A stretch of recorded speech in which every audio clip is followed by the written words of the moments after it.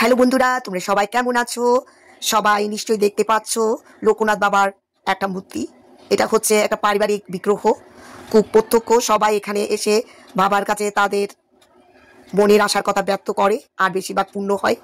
তো সে বিশ্বাসে আমিও গিয়েছিলাম বাবার কাছে ঘৃতপ্রদীপ প্রজ্বলন করার জন্য। অনেক ভক্তদের সমাগম হয়েছে। প্রথমে আমরা সবাই মিলে শিবকে স্নান করালাম দুধ, দই, ঘি, মধু, বিল্লপত্র, ফুল, ফল দিয়ে মন্ত্র উচ্চারণের মাধ্যমে। দেখো আবার নিজের মতো করে ঠাকুরকে একটু স্নান করিয়েছি আমি। এরপর পাশাপাশি ভোগের জন্য আয়োজন চলছিল। এই দিদি নারকেল কুড়িয়েছে আর বৌদিরা রান্না করেছে। দেখো বড় ডেকচিতে ভাত রান্না করা হয়েছে, দুধ রাখা হয়েছে, আর বাবাকে দেখো ভোগ নিবেদন করা হচ্ছে। বিভিন্ন মিষ্টি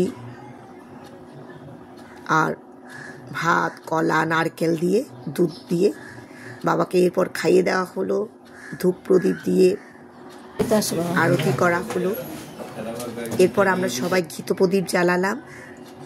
ঘৃতপ্রদীপ জ্বালিয়ে কিছুক্ষণ প্রার্থনা করলাম। এরপর সবাই এই প্রদীপগুলো হাতে নিয়ে জলের মধ্যে ভাসিয়ে দিলাম।